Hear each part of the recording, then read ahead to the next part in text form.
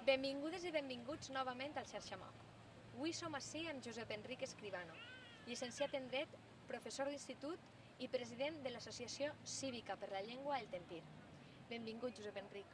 Des de Xarxamap volíem fer-te una pregunta. Què és el Tempir i quina funció fa en relació amb la llengua? Bé, jo crec que la primera cosa que hem de tenir en compte és que enguany se fa 30 anys de la llei d'ús i ensenyament del valencià. I això és molt important perquè el naixement de l'Associació Cívica per la Llengua El Tempir està relacionada amb la llei d'ús i ensenyament.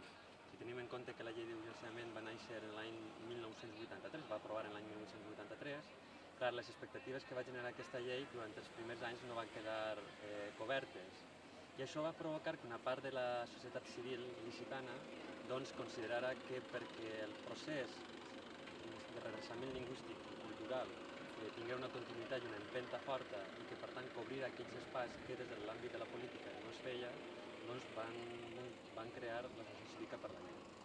Per tant, l'Associació Cívica per la Llengua El Tempir té tres objectius fonamentals. La primera és la defensa i la promoció de l'ús del valencià. Hem de tenir en compte que aquesta defensa i promoció se centra en la ciutat d'Elx.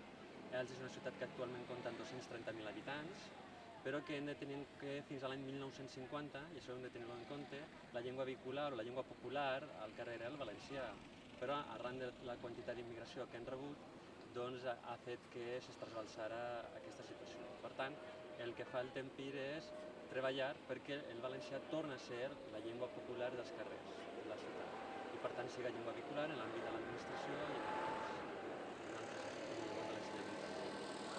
Ara, circunscriure l'àmbit de la defensa i promoció de l'ús social del valencià solament a la ciutat d'Elx, no, també ho fem al sud. I aquest és el nostre segon objectiu, reivindicar la valencianitat lingüística i cultural del sud, del mitjor valencià. Per què?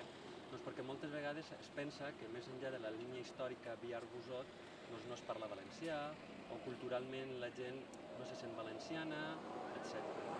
Aleshores, l'entitat el que treballa també és per reivindicar aquesta valencianitat lingüística i cultural i per la normalització d'aquest espai, bé col·laborant amb altres entitats, bé a través de campanyes de promoció en valencià o bé defensant l'extensió de l'ensenyament en valencià a les escoles i instituts del sud.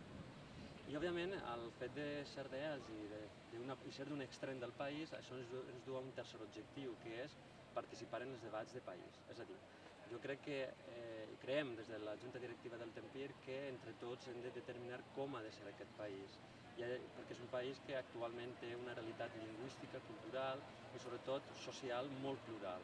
Entre tots hem de participar en aquest model de país i hem de dir també com volem que aquesta ciutat siga lingüísticament, culturalment i nacionalment.